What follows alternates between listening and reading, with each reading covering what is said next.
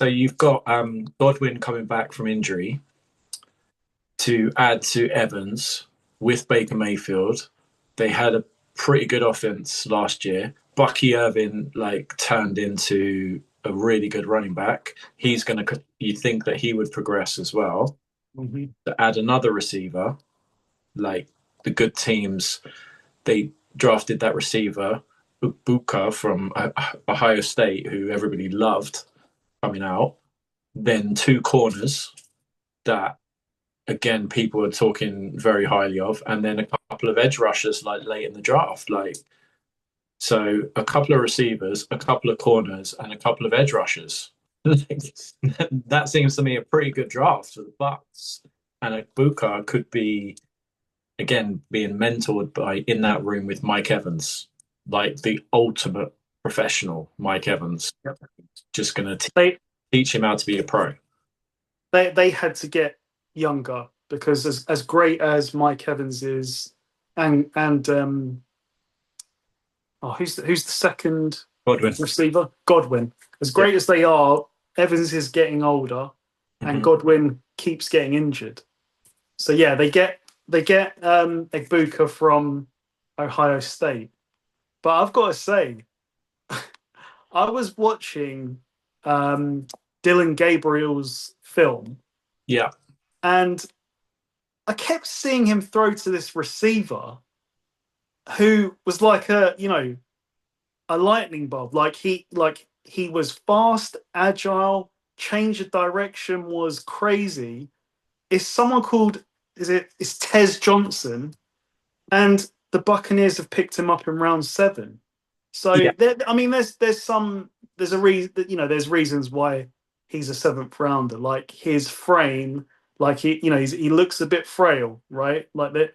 So you're thinking contact in the NFL puts him at an injury risk, but he was a playmaker. So if you're going to take a flyer on someone in round 7, that's the type of player I want.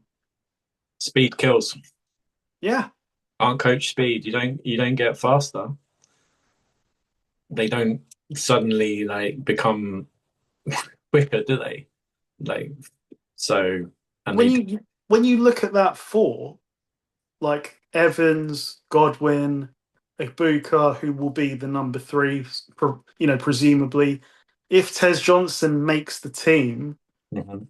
they love the tight end. I can't remember his name, but when Evans and Godwin were out, he really stepped up, like in big games, like against the Chiefs. Otten, they have supported Baker well, and the running backs, of course. Yeah, I think that that division does come down.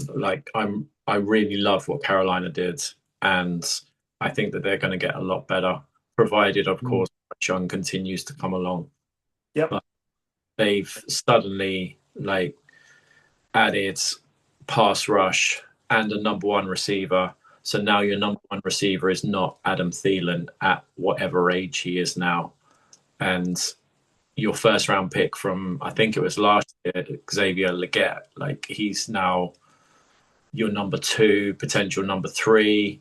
Um, they drafted a running back as well. Or they added Dowdle from the Cowboys, and they drafted um, Travis Etienne's brother, Trevor Etienne. Oh yeah, yeah. So they've now got 3 running backs. Their offensive line's pretty solid. Um, 2 pass rushers they've added. I just like what the Panthers have done. I really do, because they did definitely need a number one receiver, and if McMillan can hit, then yeah, I think the Panthers could challenge the Bucks.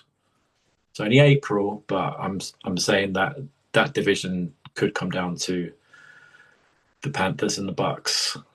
So suddenly you're looking at the Saints, thinking, what direction are they headed in? I mean, yeah, it's an easy headline, but it's a valid headline. Tyler Shuck had to leave 2 college programs because he wasn't the starter. And I get it, it happens once, maybe.